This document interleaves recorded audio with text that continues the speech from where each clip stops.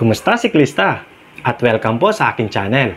Para sa ating video ngayon, unboxing lang tayo at initial impression na rin.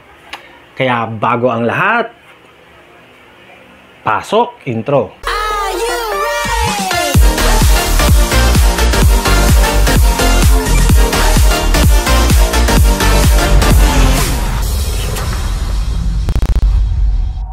Kung napadaan ka lang sa aking channel, ako nga pala si Philip para sa Yepri Cycling Vlog. Gumagawa ako ng mga video patungkol sa bike o bike-related topics tulad nito. At nagdo-document din tayo ng mga bike ride na tulad nito kasama ng ating mga kaibigan siklista. Kaya kung gusto mo yung mga ganitong klaseng content o video, huwag kalimutang mag-subscribe at i-click mo na rin yung notification bell para updated tayo sa mga parating nating video, no? So, ayun na nga, punta na tayo sa ating unboxing.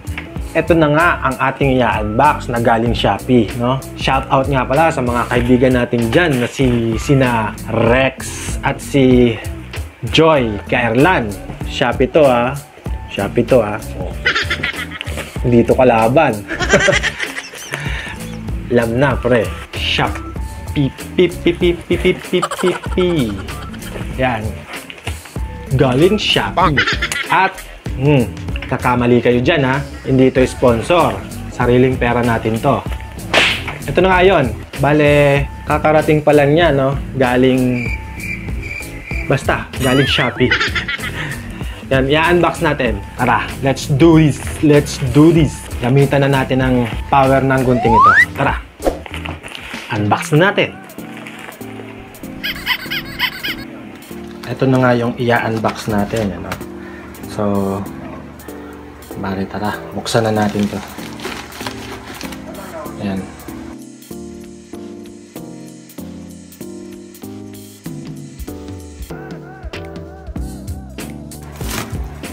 Yun. Luray-luray na yung box. Ultra Sports 3. Ayan. Bale, 700 by 25C ang gulong na ito.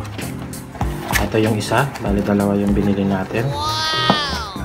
Ito yung gulong na Ultra Sport. Ito itong malapitan, no? Sira-sira na yung box. Pero syempre dapat hindi, yung gulong naman yung importante dyan. Ayan. Mamaya natin nilabas kasi may freebie. May freebie na ano.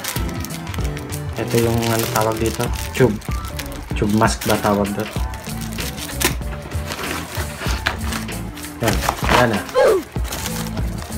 Hindi to yung pinaka-unboxing. Ito yung i-unbox talaga. Ayan. Ayan. Ano natin mapapatayo yan. Para kunan ng video kung ganyan ang box.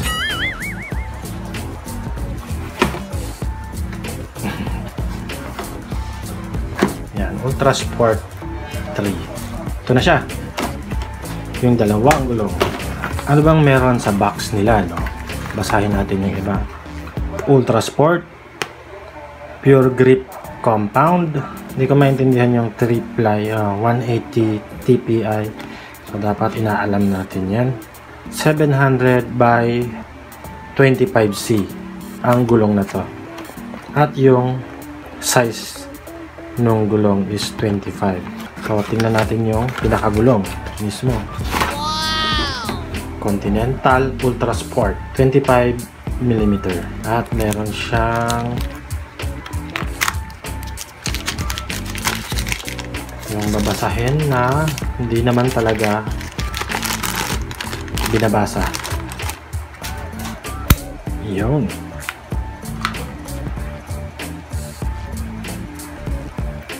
Ito na ang bagong gulong ni Naruto. Kung titingnan natin yung loob, ito yung loob niya, no? Manipis yung gilid niya, pero dito sa gitna, makapal yung gitna. Yan siya, oh. Yan, folding tire siya. At bale, ito na yung pinaka budget meal ng Continental tires para sa road bike. Bale may makikita tayong yung pinaka indicator ng gulong, yun, oh. Hanapin natin yung pinaka indicator ng gulong. Yan, oh. Kung makikita nyo yan, yan. Kita ba? Yun.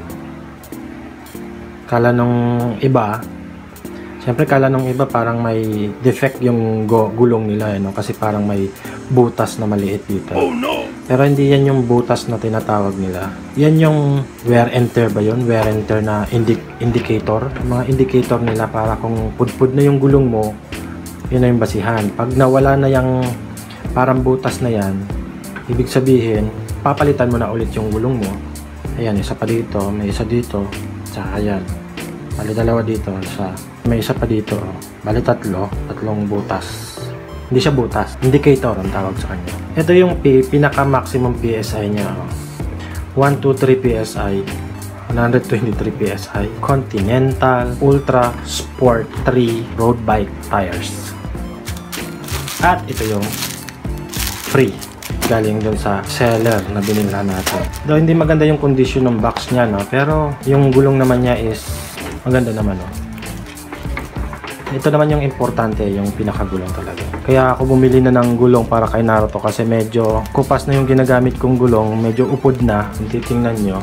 Kasi yung isang ginamit natin na Schwalbe Lugano 2, yung isang gulong niya para siyang 8, yung goma lang mismo Kaya nung pinalit ko yung CST na kupas na o upod na, maganda naman yung ikot ng gulong. Yun nga lang, upod na siya. Kaya napilitan na tayong bumili ulit ng bagong gulong para kay Naruto. Ayan, Ultra Sport 3. Ang Continental Ultra Sport 3 ang pumalit sa Ultra Sport 2 at ito ay isa sa mga cheapest road bike tire nila. Masasabi nating budget meal. Similar ito sa Ultra Sport 2 at ang pinagkaiba nga lang nila ay ang kanilang tread pattern. Kung ikukumpara natin ang gulong na ito sa pinaka top of the line ng Continental tires tulad ng GV 5000, ang rolling resistance is 40% na mas mataas.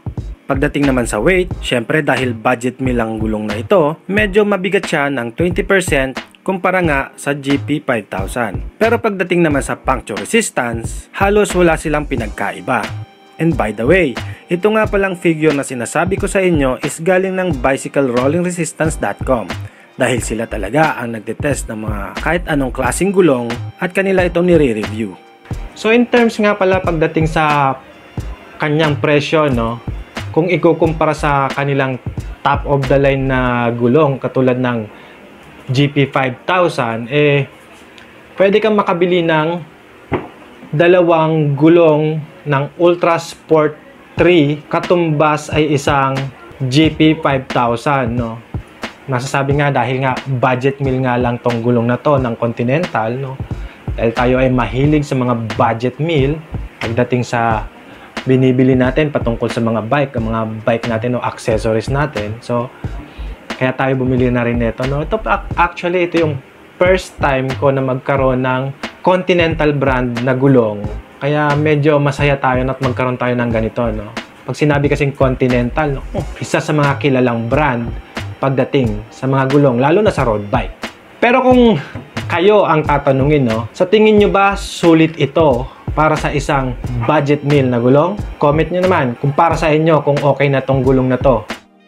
Ayun na nga, no, ito yung unboxing natin at first impression dito sa gulong na to. Bale, abangan nyo na lang yung next vlog natin, no? Kasi ikakabit natin to sa ating road bike at bibigyan na rin natin ng review, yung initial review kung ano na yung condition niya o kung ano na yung condition ng gulong pag nakatakbo na tayo ng mga 100 kilometers o 500 kilometers pataas. At titingnan natin ng malapitan yung gulong na to. Okay? So, yun na nga. That's it, pansit. And once again, ako nga pala si Philip ng Yepbreeze Cycling Vlog. Stay safe and ride safe, mga siklista.